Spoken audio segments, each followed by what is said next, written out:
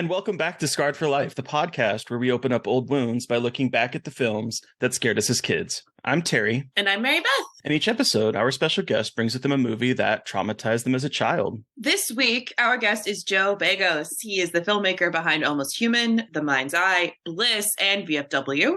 His latest film, the holiday horror Christmas Bloody Christmas, is currently streaming now on Shudder. Welcome to the show, Joe. How's it going? Thank you for having me. Thanks for joining us. So one of the things that I'm always fascinated with is how filmmakers got into making movies. So what was your path to making your films? It's one of those things where I just can't really remember a time when I didn't want to be a filmmaker. I always wanted to be an actor when I was really young because I thought that they just made the shit up in front of the camera and I was 7. But at some point, I think it was even From Dusk Till Dawn or Desperado, 2 movies I was obsessed with as a kid, really young kid. I saw Rob Rodriguez's name as editor and director and writer and stuff like that and producer. And I was and then James Cameron, same thing. So I started to realize what those people did. And then, when I was around, when I started to realize that, I was well, I want to go to film school. And, I started looking up film schools. And then I transitioned into just making movies when I was 12 or 13. Cameras were $200. I got my big Christmas present. I want a camera. And I started shooting stuff. And I also started getting into or realizing the kind of way that movies like Bad Taste and Evil Dead and El Mariachi were made because DVDs started coming out. I was watching those things. And so it was this weird transitional period where, from age 7 to 13, I did that. And then when I was 13, I just started making movies and I met Josh Ethier, who's produced all my movies with me. We met when we were 14 or 15. It's kind of just a blur now too. And he was a musician and he had he just knew rhythm stuff. He knew computer program shit that I didn't know or care or anything about. So he came in and we just became friends because of our mutual interests. And we kind of he started making movies with me and it was just me and him making movies together. And we kind of assumed what positions we were good at. And then more and more people started coming into the fold. And I realized that, maybe writing wasn't my strong point, making stuff was. And my family, I'm not from a wealthy family or anything. I'm very middle class. So I couldn't really afford any good film schools and I hate school anyway. So, and I hate writing. No, I don't hate writing, but I know I'm not a killer writer. I was never going to finish a screenplay or sell a screenplay. Sorry, not finish. So my thing was always all right, we just got to keep making shorts until we're good enough to make a feature for no money. And we just keep working towards that. And we're going to move to LA right when we get out of high school, go to LA. We just had, we just loved the whole idea of all of that stuff. And that was our goal. And we had this, group of 6 people, the effects guy, we're all going to move. Me and Josh were just continuing. We tried making a feature when we were senior in high school, didn't get finished, thankfully, but we just kept grinding away and we graduated. Worked fucking shit construction jobs that paid good money, but you needed no education for. Saved up some money for a couple of years and actually drove out to LA when we were 20. All of our other friends had fallen by the wayside and they're good luck sleeping on a couch. So yeah, me and Josh came out here, shared a 1-bedroom for a couple of years, kept making shorts, took internships. I interned at Stuart Gordon, for free, doing everything. Oh, wow. Doing my regular job, riding my bike around. Josh interned for a working editor who was really good. And we just got to a point where we started seeing or becoming friends with other filmmakers and going to festivals and seeing some of the really low budget horror movies that were getting bought for profit and released. And we were I think it's our time. So we got a bunch of credit cards and drove back to our hometown. We had $26,000 in credit limit between both of us and shot Almost Human in our hometown, which looks a lot like Maine. Got it in the can. We had $19 left to spend when we drove back to LA and we cut the movie, used the edit to try and raise 10-15 grand to finish the movie, kept working our shit jobs, shopping the movie around, and it just got into the right hands and played at Toronto Film Festival, which interestingly enough, listening to the Cabin Fever commentary as a kid, Eli Roth's Cabin Fever I was a nobody, Cabin Fever got into Toronto Midnight Madness, and then you look and it's that's where Bad Taste premiered, Hellraiser premiered, Hard Boiled premiered, and it's Saw premiered at fucking Cabin Fever. So to me, that was always oh, and somehow Colin Geddes, who programs the midnight movies that are used to for 30 years, got his hands on the movie, which is a testament to him because that means they actually watch fucking everything comes in, because I had no connections and this motherfucker watched my $40-something thousand movie, picked it for Toronto with The Green Inferno, Eli's big return to horror, and Lucky McKee movie, and it was oh my fucking god. And I was 24 and went to Toronto and met Eli and met Lucky, and they it was just this really big whirlwind. But I put it was this weird thing where it's this is what I'm gonna fucking do, and I just built towards that for 10 years, and somehow everything fell in the right place at the right time. And it was really interesting. And then from there, I didn't really take the route to, oh, I want, what's the next open directing job I can get? I very much was like, I'm going to make a telekinetic revenge movie, and it just sounded so cool to me. I never wanted to like back down from that. So again, it was almost like starting over. I had to go and put together money from like 18 different investors because nobody wanted me to make the movie the way I wanted to do it. Put that money together, made that movie for, very low budget.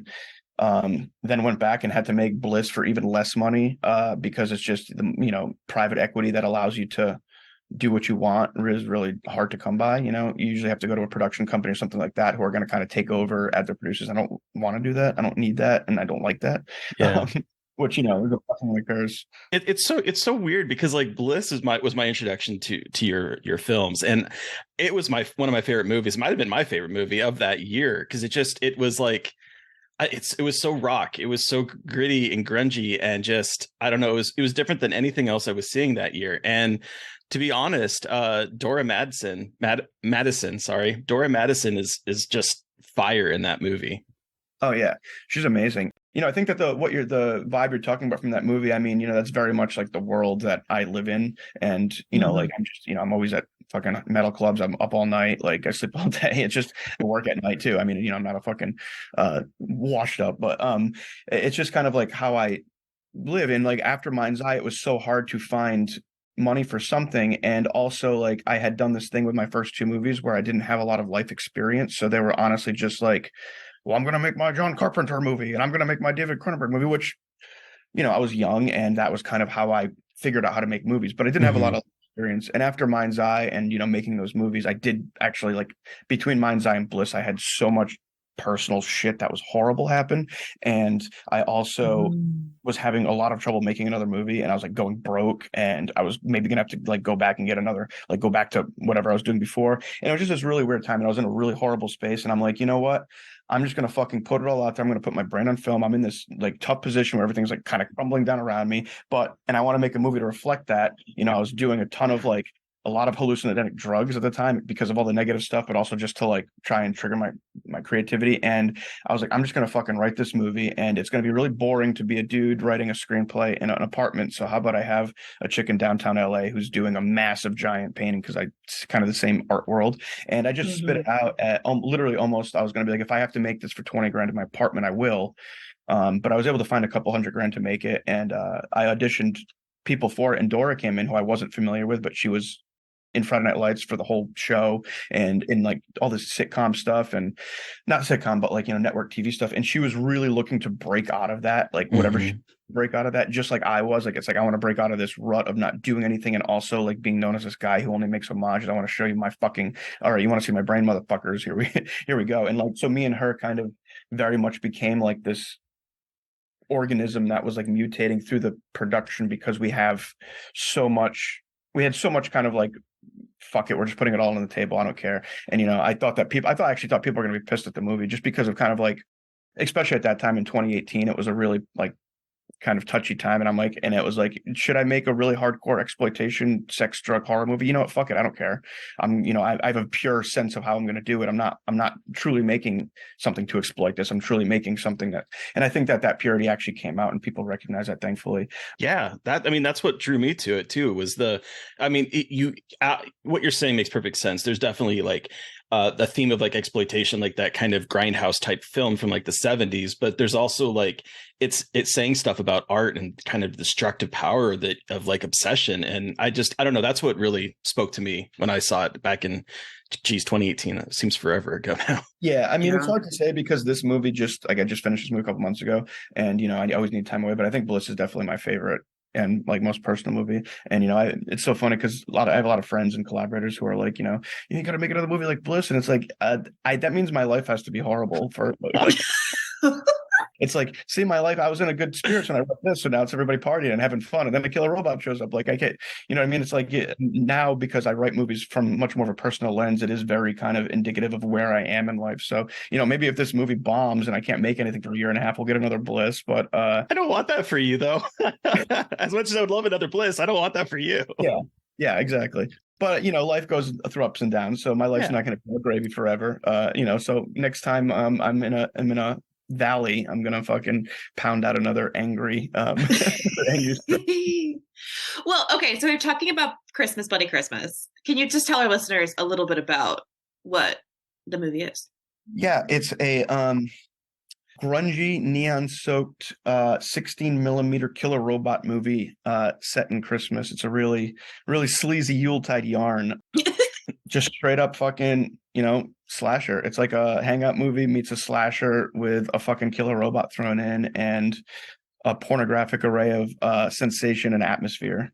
There's, thick, hot fog, haze, Hell yeah. neon. Just every single aspect of the movie is over sensationalized. And yeah, it's just a fun hangout, crazy movie. Type of movie I wish I could have seen for 20 years. I gotta say, this was a pure accident, but I ended up seeing it as like kind of almost a double feature with Gremlins, and I gotta say it worked 100%. Like this definitely feels like the kind of filthy, violent, sleazy companion piece to small town. The second movie in the double, if we were to line them up, it's a nice cap for sure. Yeah. So one thing that is like jumped out at me every single time I look at your films is a lot of the same people get involved. Is it sort of like a big family reunion every time you make a film? Yeah, making movies is so fucking hard. It's fun. I love it, but I mean, it is a hard thing, especially when on tight schedule and all that. So like surrounding yourself with people that you enjoy being around and who are also talented is kind of the key. And I definitely like having the same people, which also has been something I've had to face, as only a couple times, but like, as you get bigger budgets, for me, it's like the crew, the more we work together, the more we become this beast that all make each other look better. I'm talking crew and cast wise. I use a lot of the same crew in all my movies, and it's like the shorthand you have with those people allows you both to do better work, and you know each other more, and you trust each other more, and growing together as artists, I think, is a lot more beneficial than like finding. I know a lot of people in this business, like they'll get a bigger budget and then something's like, well, I'm gonna now get these people who are better. It's like, well, why not get the people who help make you where you are, and now they have the ability to fire off like that too.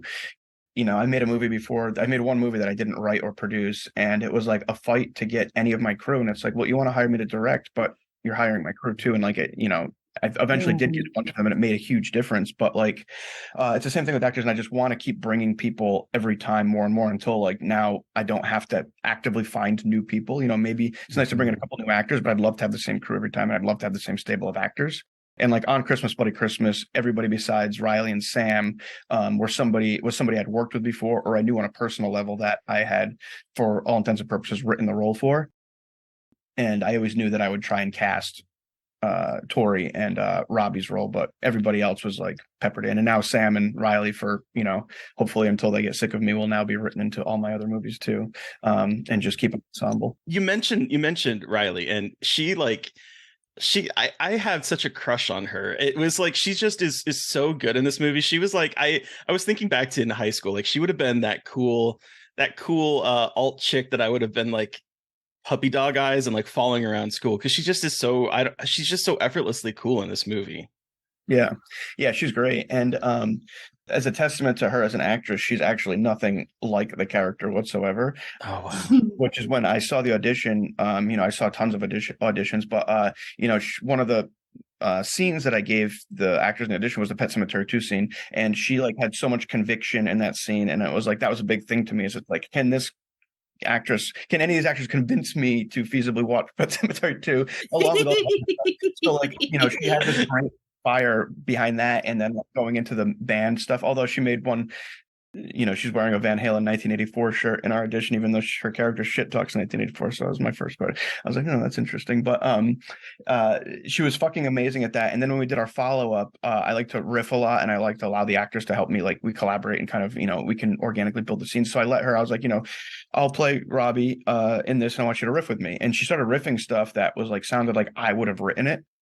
And we had never met before. So, I mean, she was just so fucking good. And I could tell she was going to be really great in the role. And once I finally cast her, we started talking, and it turns out like she doesn't listen to any of that music, never watches horror movies, none of that stuff. Wow. So like, that was a testament to her. And then another testament to her as an actress is she completely immersed herself in the character. And like I made like a 20-hour playlist for her that's what she listened to. She fucking watched every single movie that's referenced. So this poor girl who doesn't watch horror movies makes her fiance sit down and do a double feature of Blair Witch 2 and Pet Sematary 2. And I was like, all right, you're fucking committed. I was gonna ask, since she has some hot takes in this movie about Book of Shadows in particular and Nightmare on Elm Street 6. What are those favorites of yours? Almost all of her pop culture opinions are mine. Okay. But for, Nightmare on Elm Street 6 is not. That's actually a dig at a friend of mine who has that opinion that we all consistently mock him, and that was like my joke to him. But I do love Blair Witch 2. I do love Pet Sematary 2, and Hellraiser 3 is possibly my favorite sequel. And Load sucks. Metallica Load sucks. I do like Super Unknown though, but Super Unknown I had to throw in there because of just the dichotomy of the situation. But I agree with the other ones. And Covenant isn't my favorite Alien installment. I wish I said Resurrection because that probably would have elicited the same laugh. Taking out Aliens is arguably the best sequel. So I don't know. Absolutely. But yeah, she's very much an extension of me. And I was telling Mary Beth in an interview we did earlier that all my friends get the Pet Sematary 2 spiel where I'm like, well, you haven't seen Pet Sematary 2, and I'm fucking, and I've turned a lot of people onto Pet Sematary 2, and now it's my my duty. Every single person in the world who watches this movie is going to have to hear my Pet Sematary 2 spiel and hopefully seek it out. I saw it for the first time. I want to say it was last year. Yeah, I think it was last year. I saw it for the first time, and it's surprisingly entertaining. It is.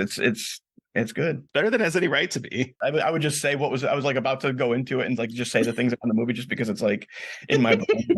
Yeah. Well, we talked about Christmas, Bloody Christmas, but I want to hear more about you and your introduction to horror when you were younger. Do you remember the first horror movie you ever saw? I don't, because it's one of those things that's like I just have this early memory of having seen these movies, and they're in my life because my parents had me when they were in high school, so I was Okay. very much an accidental baby. But like when I was like 3 or 4, my parents are very cool, like they have great taste, and this was like the height of the VHS era, so there would be tons of tapes that had 4 or 5 movies on them, the long plays that they would tape off HBO and shit. And as like a 4-year-old who would get out of bed at 4:30 in the morning, I just learned to fucking use the VCR. So like Drop Dead Fred, which is one of my favorite movies as a kid, was the first movie on a VHS tape that was followed by The Terminator and then Basket Case and then Christine. Wow. So like I would pop this in to watch Drop Dead Fred, and then the movies would just play. So like I have this memory of Phantasm 2, not 1. Phantasm 2 for some reason I watched like super young, and that was like my introduction to Phantasm. So like Phantasm 2, Basket Case, Pet Sematary, Christine, Nightmare on Elm Street 2, 1 a little bit, 2 for some reason was the first one. But like those in the Terminator, which is considered horror movie, but like those are I just remember those always kind of being in the rotation. And they're like Christine and RoboCop. It was none of those movies really scared me. I think I was just so numb to it. But for some reason, there was this thing about RoboCop as a kid when I was like 4 or 5 that almost shocked me or scared me or made me feel uneasy in a way because of the violence. So like, that was the first thing, violence actually. Like when Murphy gets his hand shot off, and I'm like 5. I'm like, why does this feel so dirty? Yeah, that is quite a movie to see, especially at that young of age, because it's incredibly violent. Every time I watch it, because I don't typically go to see that movie, but like when I do, I'm always taken back by like how in your face it is with all the blood and guts. Yeah, and it's weird because when I was that age, like there was a RoboCop cartoon, there was like a Rambo cartoon, and like all these R-rated franchises were like canonized for kids. So to me, and maybe my parents, I don't know, they like just like they had seen RoboCop, but to them it's like a guy in a suit going around, and maybe they're more desensitized to the violence. But yeah, like that scene where Murphy's killed is a fight. I'm like, this is the most shocking thing I've ever fucking seen.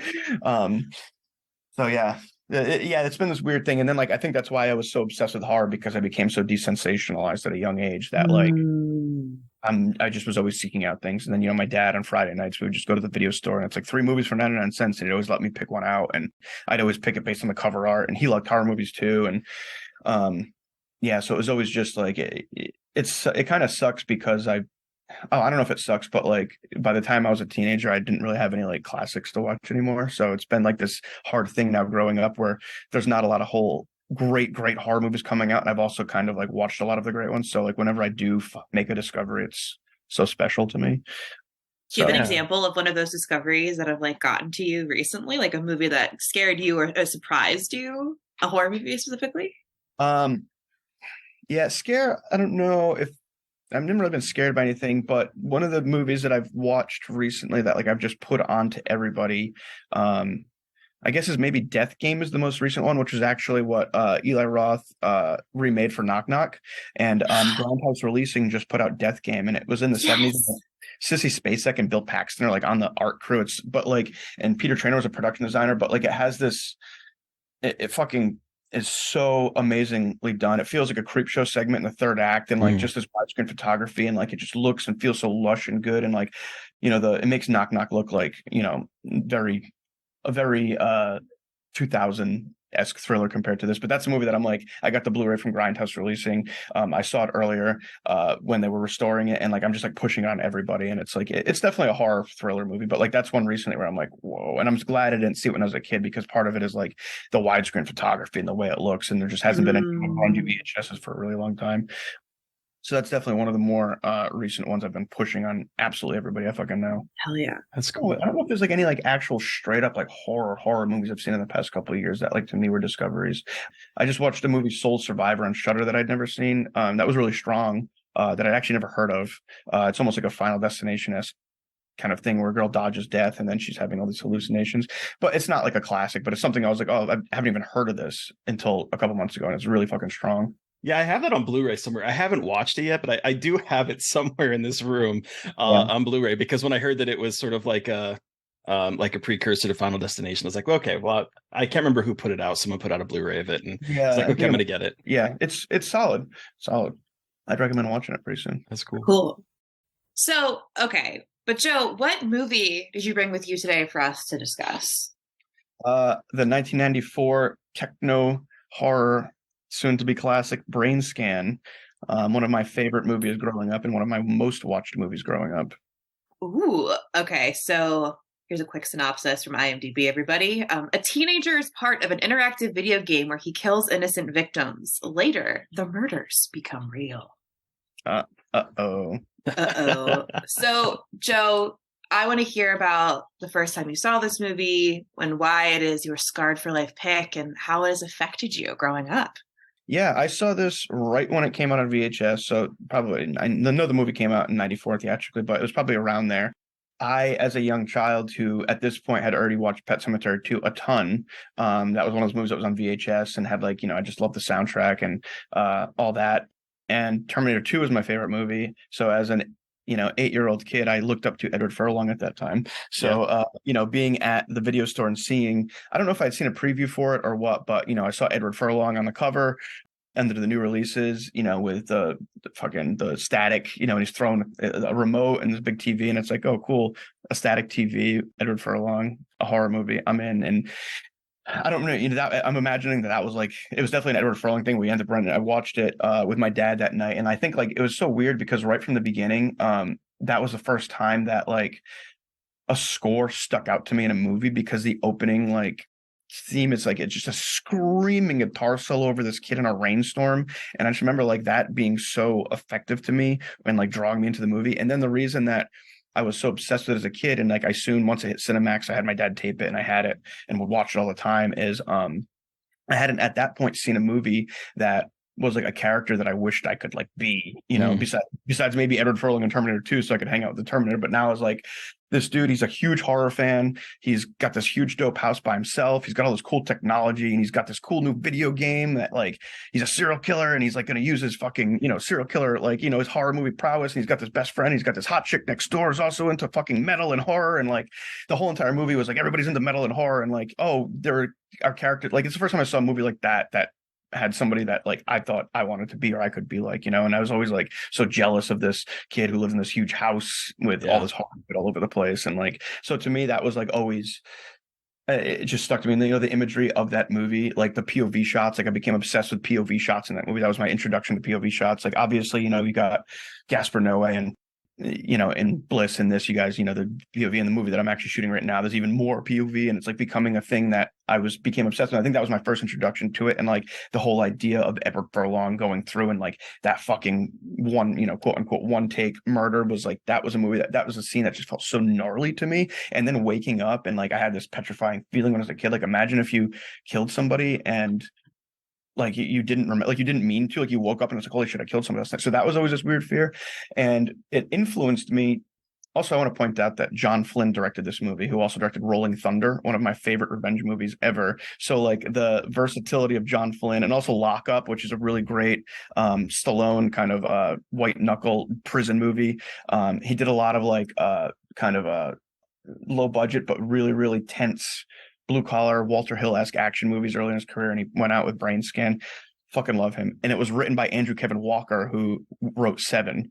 And Right. this was a Whoa. wrote before Seven for a video company, or once he had sold Seven for a video company. It sat and languished, and then when Seven became huge or was about to become huge, they rushed this into production.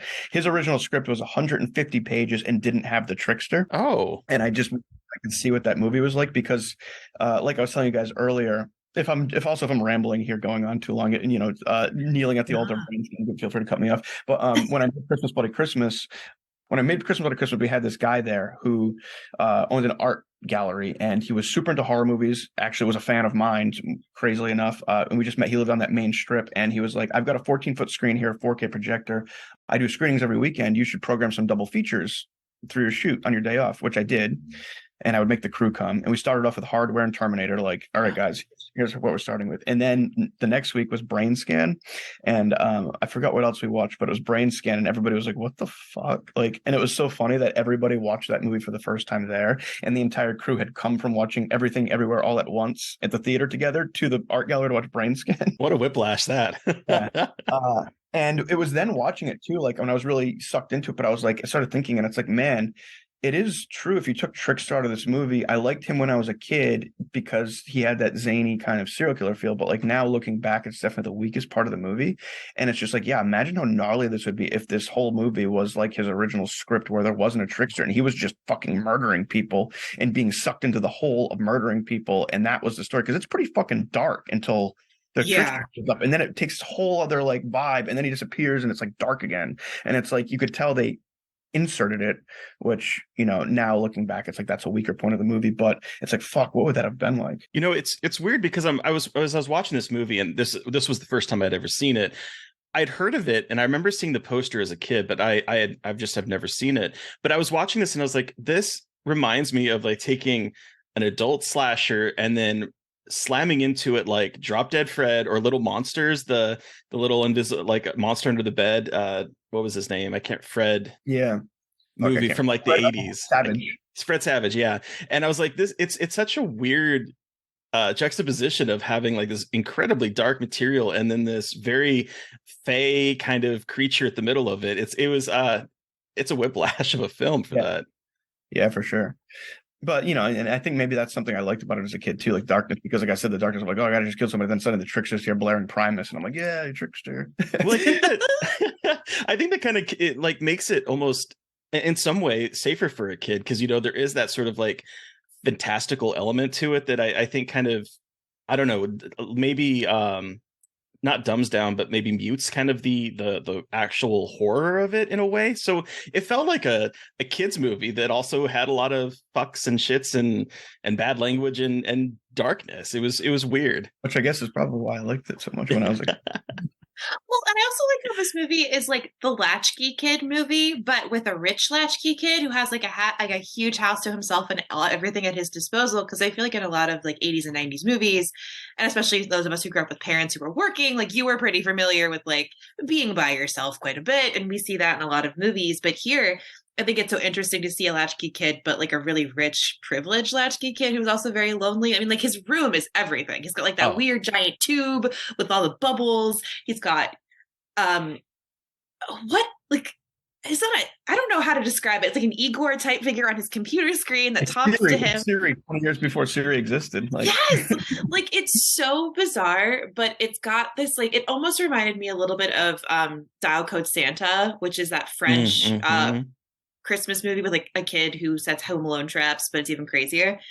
And it's interesting looking at like that loneliness and how this kid is without a parent at all. And his dad is a voice on the phone, and like, that's all he has. And he's just a kid navigating all of these things by himself with other kids. And I think that, to me, if I was a younger kid, had watched this, I would have been scared because I mean, like, again, even in horror movies, when there are parents, they're not helpful, but there is still a parent there. And here he is just a teenager on his own with like cops shooting at him, and it's just that in itself is scary. Just like the loneliness this kid is facing and what he's kind of expected to deal with by himself as a high school student. And the feel of it too, like I don't know if it was shot in Seattle or Vancouver, but the entire movie is like overcast and rainy, which was something else, Yeah. That was one of the first movies where I realized how much atmosphere or like even weather can add to the aesthetic of a movie. Like, all this stuff that like is so obvious as an adult, but like, there's certain things as a filmmaker or film fan that like just stupid little things like that I kind of, remember latching onto it or seeing it in a certain movie for the first time. Not that that's the only movie to ever do it. It's just like the one that like, oh, why is it so dreary all the time? Yeah. Why in trees with rain everywhere? Like, this looks cool. It's a place. There's a sense of place here, Yeah. Well, that's what I went to the POV shots that you talked about, because that was something I noticed a lot in this movie, that it's about like watching people, because you have like him watching the girl next door and taking pictures of her, and then she's also taking pictures of him, and then we have like the voyeurism of watching horror movies, and then we have the POV shot. And I think I'm a huge found footage person, so POV shots are always very exciting to me because I think it's so cool, like that technique. And so I was just really. And Terry, I know that you were thinking about this too, about the idea of like, yeah, this is Brainscan. It's kind of maybe a little bit silly, but there is some really interesting things going on about looking and how you look at people, people look at you and how you're seen. And even with the trickster coming out of the TV, which is very like Videodrome, like the thing looking at you, the thing that you're looking at coming out at you is just really fascinating in Brainscan. I was like thinking about it a lot while watching this today. Also, it's kind of ahead of its time too, because it also has the idea of like, the world we live in now where everybody does so much behind a screen, and like, you're watching people, what they do behind a screen, you're interacting with people, you theoretically can hold somebody's life in your hand behind a fucking screen if you have the right, so like, and it's usually just a lonely person. It's a lonely 16-year-old white kid in his fucking big house behind a computer screen, usually doing it. So I guess, kind of really was ahead of its time. Now that I'm saying it out loud, I took the right route. I took the right lessons from Brainscan and not the wrong. It's weird watching movies as an adult when you don't have any like context for it. And so I'm watching this and I'm like, man, this is saying stuff about video games too. And then I started to realize that, this came out in 1994. And just like a year before, there was the United States, the Senate hearings on video game violence because of Mortal Kombat and Night Trap, and like looking at the moral panic of like violence in video games on youth. And so we're seeing this, and it's kind of an interesting critique in that, because like we have a kid who's very excited to play video games. And then when he's playing it, this is obviously not a video game that we're experiencing. It's real life. And it's almost like kind of critiquing that like there is a difference between playing these games and then actively going out and doing the crime and the murder and stuff. And so there's that element here that I think is kind of interesting, considering that it, again, 1994, right after everyone is wanting to ban video games and create a rating system and save the children. Yeah. Which you probably lived like, I was younger when that happened, but yeah, I can't even imagine, people talk about censorship now, and yeah, I like have these vague memories of like Mortal Kombat they want a Mortal Kombat band. Like that seems so like innocuous now. It really was. And I had specific memories of, Mortal Kombat, begging my parents to let me play it on the Sega CD, because I had a Sega CD and that was the big game. And I was like, I want to play it. And my parents were like, oh no, you can't play that game. And then I managed to like whittle them down and play it. It's like you start playing it, it's it's very pixelated, and then it's so miles below what they do for video games now. But that one, and then I remember sneaking Night Trap and playing it, thinking I was watching something or playing something so like salacious, and it's really just a B or worse grade movie that has a little bit of interactivity with it. But I don't know, it was a weird time to be a video game, like a young kid playing video games. Yeah.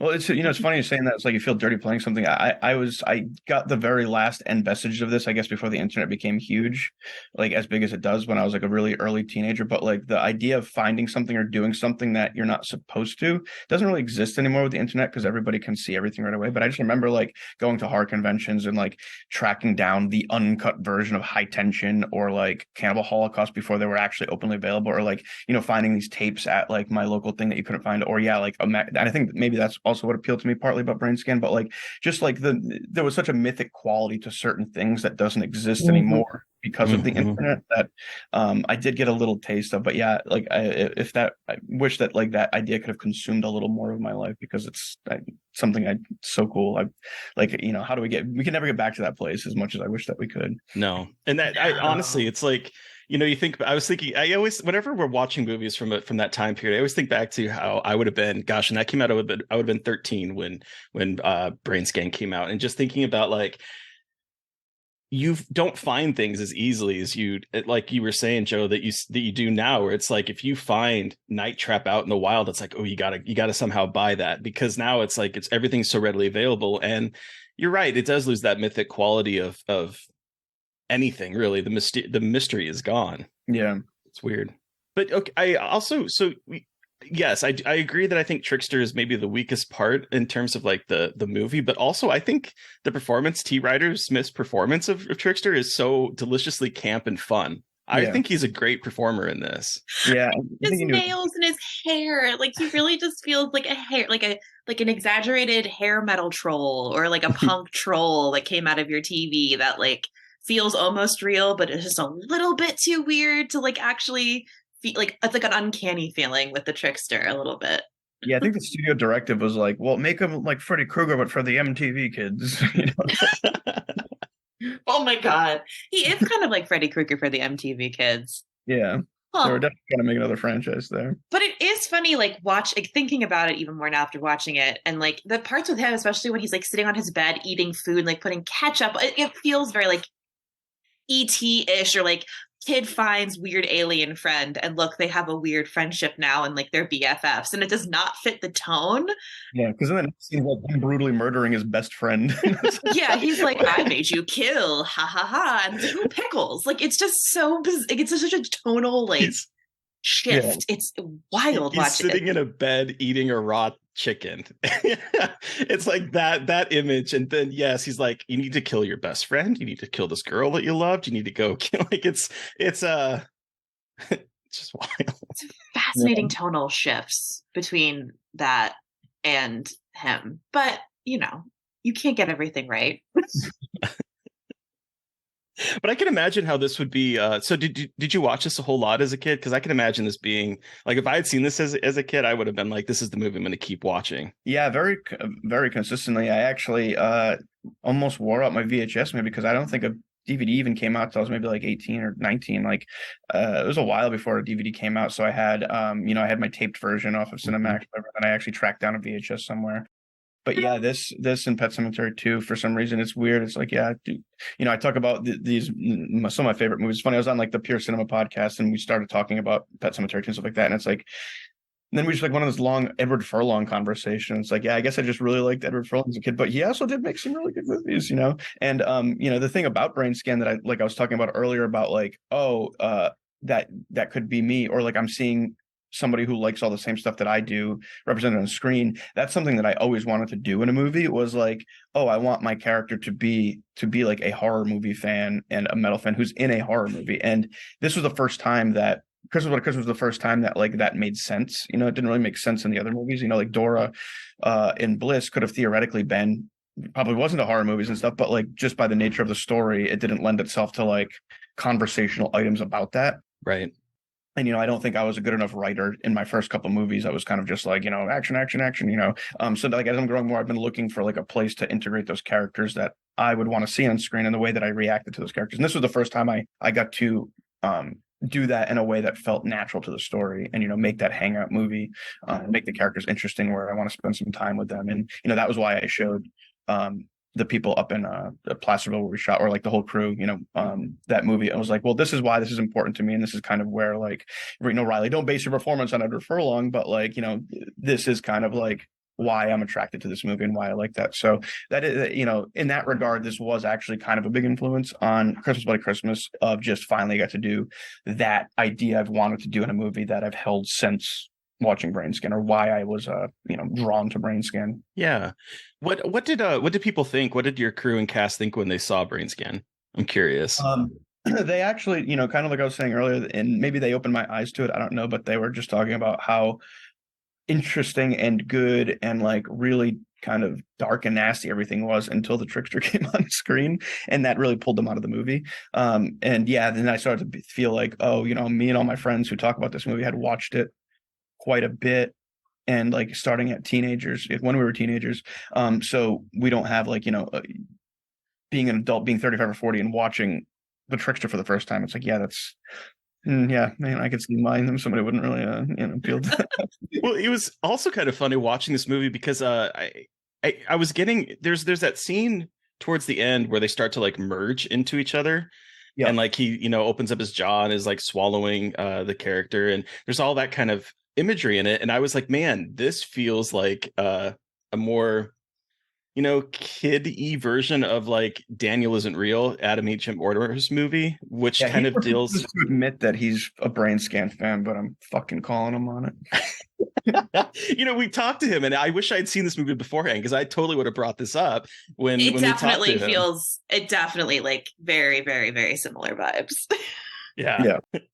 But like, I know that effects are cheesy, but I did kind of love when he came out of the TV. Like, again, it completely changes the vibe. It completely changes the tone. But I'm always impressed with movies like that have these like fascinating effects that, they might not hold up in 2022, but they're still really like impressive looking for the 90s. And it's just like, again, it feels like it's a different movie, but wasn't expecting such like interesting effects work, or at least like attempts at effects work with him coming out of television. I will say when Edward Furlong stabs Trickster and the weird CGI guts come and grab his hand, not so great, but that's okay.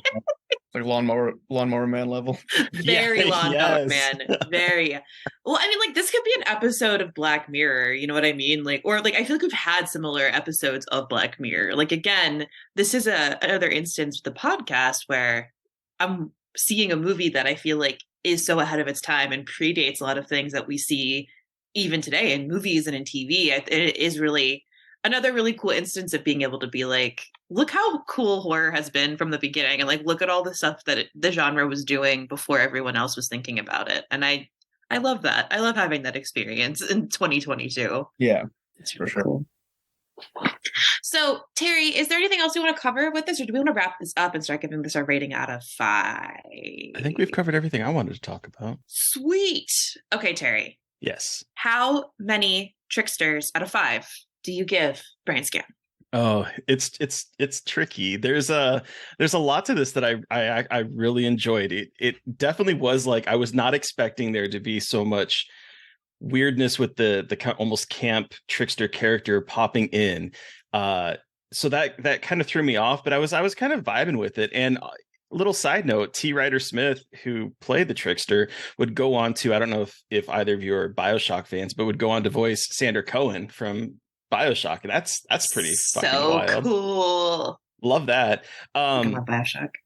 But yeah, so I think this movie was darker than I thought, but also a little bit more safe than I thought. Like it has this weird balance because of the trickster character, but I had a great time with it, honestly. And I think I would probably give it like 3.5 tricksters. I would say, cutting one of them in half. What about you, Mary Beth? I'll help bring the other one whole and do 3.5 as well. I think I'm finally realizing that I have a crush on Edward Furlong after seeing Terminator 2 and then this movie. Love finding these incredible younger actors who are in these kinds of films.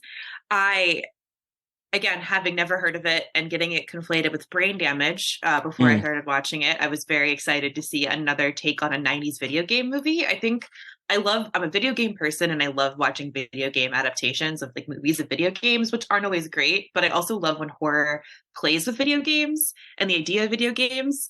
And this is another really cool early example I was glad to see. And it is way darker. And I wish more movies today put more kids in peril like this. I feel like 90s and 80s horror cinema really put kids in the shit in a way that I think was really scary.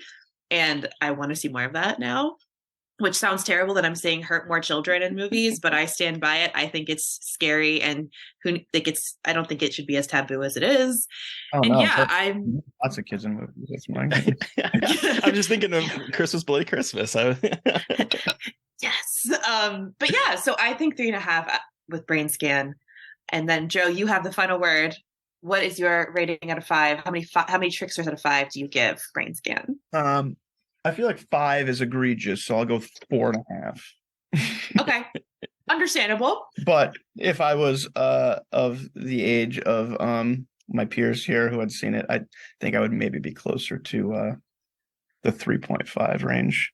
But I'll go with 4.5 because it's very, very important to me. Do you watch it all the time? Does it come up a lot in your viewing habits? It's one of those movies, and the reason I wanted to put it on and show my crew is like I have a handful of comfort movies that I watch when I'm shooting, because like I'm just so fucking, my mind is running, and it's like, so I don't want to watch anything new, and there's like movies that just make me feel good when I watch, and that's definitely one of them that I watch all the time. I have a rotating, not a rotating, but pretty much every time I make a movie I watch the same things, and then I don't make a movie every year as much as I want to, but even if I'm not making a movie, I would say it's definitely a yearly watch. And if I come across anybody who, or become friendly with anybody who hasn't seen it, I make a screening, an imperative, mandatory social event in their near future. So hell yeah. Wait, before we wrap up, what are some of your other comfort movies while you're shooting? Now I'm curious. I watch Beavis and Butthead. Like I have all the episodes of Beavis and Butthead that I watch. I watch Brainscan, Tales from the Dark Side, the movie. I love that movie. And it's I was actually close to picking it for this, but B was closer in the list. But Tales from the Dark Side is like my favorite anthology horror movie, and I say that as a massive fan of Creepshow. Creepshow is only brought down because of the cockroach segment, which I think is okay. But when you have those first 4, Tales from the Dark Side is like fucking banger after banger after it's banger. Amazing. And so like that's another one that I watch all the time. Boogie Nights, I'll put on. Oh, cool. Phantom Thread has recently come into the fold just because it's like a time movie. Like I don't know, it's like a warm blanket that you put on watching it. And that's the main group of movies that I'll put on. And just put them on, I'm like laying in bed trying to go to sleep. Oh yeah. Hell yeah. Cool. Well, thank you so much, Joe, for joining us and talking about Brainscan and putting that out in the world. Where can listeners find you, and are you able to talk about the film you're working on right now? The floor is yours to plug away. Yeah, I'm on Instagram and Twitter. I'm not super active on either one, but I'm poking around quite a bit. And the movie I'm working on, trying to make it short without getting too an over explanation, but I started making a movie before Christmas. Everybody was making COVID movies like on Zoom and on shit like that on phones, and I was like, well, I want to make a COVID movie. You want to see a fucking COVID movie? I've got 16 camera packages. All my crew and cast are my best friends. I was like, let's make a fucking COVID movie in my apartment. So I have a cool looking apartment. I have a lot of space in here. So I wrote a movie that I was really happy with and wanted to spend my time making, but was so fucking overly complicated. We were supposed to shoot for 30 days. We got to 50 days. Everybody started getting jobs again because COVID was like, starting to clear up a little bit, and Christmas got financed. So we shot a few more days, and then I shelved it for a year because we had such a quick turnaround. And once we got back, we started to get back into it again. I actually started shooting again the end of last week, and we're shooting now, hopefully going to finish before the end of the year. But because of COVID and how ridiculously expensive SAG was, I star in it. And it's with my buddy Matt Mercer, who's in Christmas, and he's in a couple of my other movies. And it's really insane. It's like if Gaspar Noé made Brain Damage with a bit of fire in the sky. Oh, shit. Yeah, it's a really hardcore psychedelic alien abduction movie with lots of gore. And I play a coked out filmmaker who's abducted by aliens over and over again. And my friend gets abducted by aliens over and over again and becomes a psychotronic nightmare with lots of neon, animatronic aliens, explosions, NASA style astronauts, people coming out of paintings. What the fuck? Yeah, so as you can see, it became, and we have a crew of like 5 because it's tiny in my apartment, and we don't have a lot of money to spend on it, and so we're trucking along, but we're almost there. But yeah, it's gonna be fucking something. Hell yeah! But now Hell yeah. we're gonna release it in like 2024 and be like, well, here's my COVID movie. Like, I'm actually 3 different numerical calendar year ages so far across the movie because we started shooting in like at the height of COVID, and now we're still shooting So so together. weird. So hopefully, when we cut it together, it's not like, why is Joe 2 years older in this shot? And then this was, I got a bunch of like nice face creams. I'm getting sleep. I'm like, all right, let's see if I can restore my face to 2 years ago. Hydrate, keep drinking water. Yeah, cut back on the drinking. Let's get some expensive face products, and let's hope for the fucking best. If not, we'll shoot a lot from the back. All right, and follow me around. Strap on that POV camera, man. The next scenes are gonna be found footage now, and I'm the cameraman. But yeah, the opening scene is like this 5-minute unbroken shot, or like we did some trick photography, but it's a POV enter the void style shot of me getting abducted by aliens. I'm watching a horror movie, smoking weed, partying in my apartment after I just got a movie shit canned because and then everything, the lights start strobing, all the neons are fucking blasting out, and then I get ripped up to the ceiling and it's fucking aliens. It's fucking insane. That scene alone took like 4 days to shoot, but I want to see this right now. Well, hopefully that'll be done soon, and we'll be in the fest circuit in the spring or summer is my hope. I'm not gonna I'm gonna finish this before I get another movie, or else I'm gonna be like a 6-year fucking age gap in the goddamn scene. So. It's like Linklater's Boyhood, except with aliens and weed. Well, see, my age gap it's a hallucination. I'm seeing myself age throughout the film. I love it. Okay. So listeners, you've heard from us. We want to hear from you. What was your experience with Brainscan? You can send us an email at scarredforlifepodcast@gmail.com, or you can reach out to us directly on Twitter. I am at MB McAndrews. And I'm a Gaily Dreadful. And of course, don't forget to follow the podcast on Twitter at Scarred Podcast. Oh, dude, I didn't even know that was you. I know your handle on Twitter. I didn't realize that was you. Yeah, that's me. Please send us please don't forget to review, rate, and subscribe. And if you want to help support us, we're on Patreon. Thank you to Eric Power for our artwork. Thank you to Sean Keller for our music. Thank you everyone for listening. Please stay safe out there, but most importantly, stay creepy. And until next time.